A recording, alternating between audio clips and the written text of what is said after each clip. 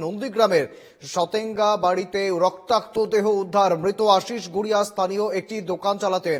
ধারালো অস্ত্র দিয়ে খুন করা হয়েছে বলে অনুমান পুলিশের। গত রাতে দোকান বন্ধ করে বাড়ি ফিরছিলেন তিনি এবং সেই সময় তাকে খুন করা হয় বলে অভিযোগ। পরে রক্তাক্ত অবস্থায় উদ্ধার করা হয় তার দেহ। কি কারণে খুন খতিয়ে দেখছে পুলিশ।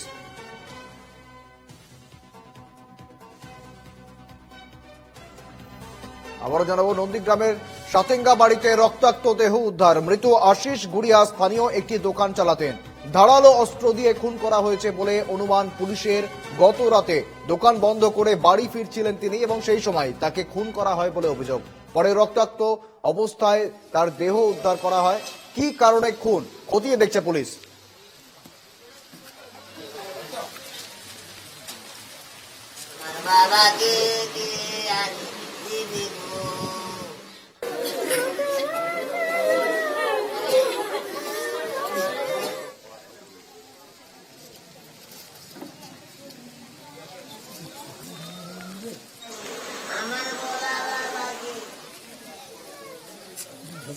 সঙ্গে রয়েছেন প্রতিনিধি সঞ্জীব দুবে। সঞ্জীব, নন্দীগ্রামের সাতেঙ্গা বাড়িতে রক্তাক্ত দেহ উদ্ধার, কিভাবে হলো এই খুন?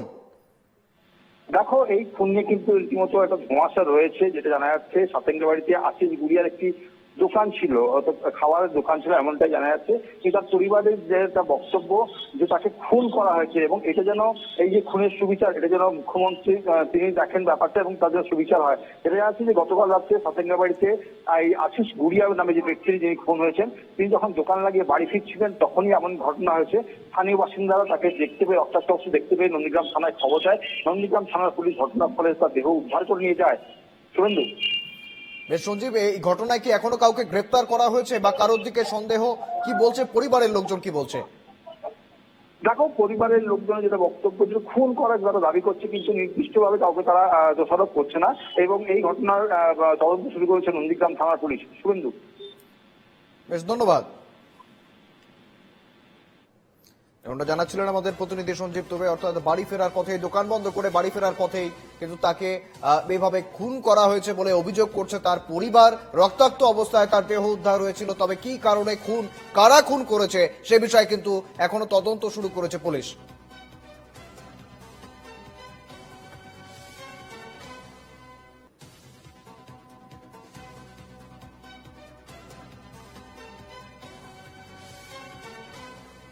আবার জানাবো, নন্দীগ্রামের সাতেঙ্গা বাড়িতে রক্তাক্ত দেহ উদ্ধার। মৃত আশিস গুড়িয়া স্থানীয় একটি দোকান চালাতেন। ধারালো অস্ত্র দিয়ে তাকে খুন করা হয়েছে বলে অনুমান পুলিশের।